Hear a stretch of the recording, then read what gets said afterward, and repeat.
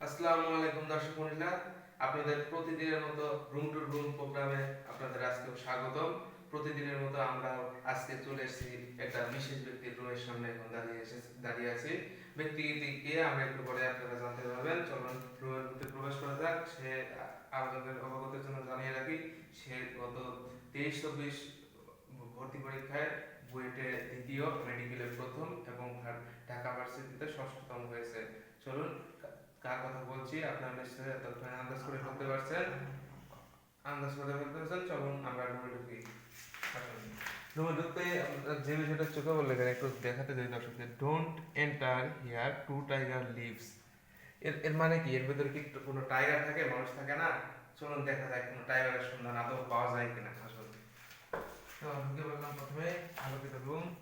ও বাবা, দেখতেই পাচ্ছেন টেবিল পত্র কি খোয়া গেছিল। মানে চান্স পাওয়ার সাথে সাথে সে মানে আনন্দ, তার উচ্ছ্বাস এত ছিল যে সে বইপত্র গোছানোর কথা ভুলে গেছে।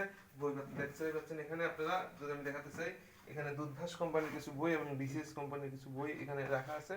সেটা পড়তে পড়তেই মানে খবরটা পেয়েছিল হয়তো, সে এখন এগুলো রেখেই চলে গেছে।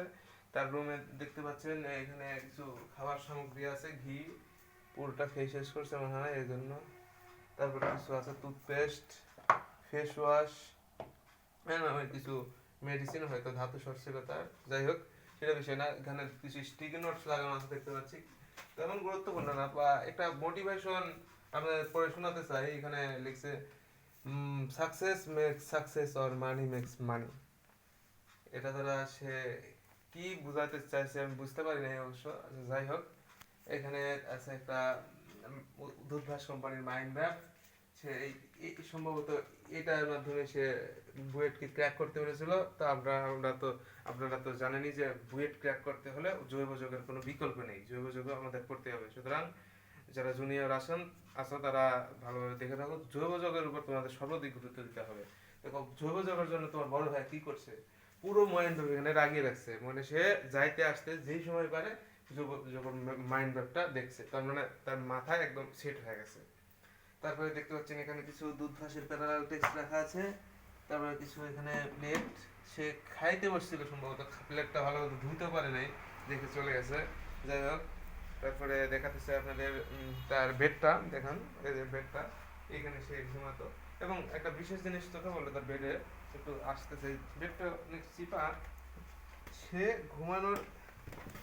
ঘুমানোর আগ ঘুমানোর পায়ের পাশ কাছে একটা, যারা ঢাকা ভার্সিটি বুয়েটে বা বিভিন্ন বিশ্ববিদ্যালয়ে চান্স পাইছে তাদের ছবি সহ একটা পোস্টার, একটা সম্ভবত কোনো একটা কোচিং সেন্টারে এখানে লাগানো আছে।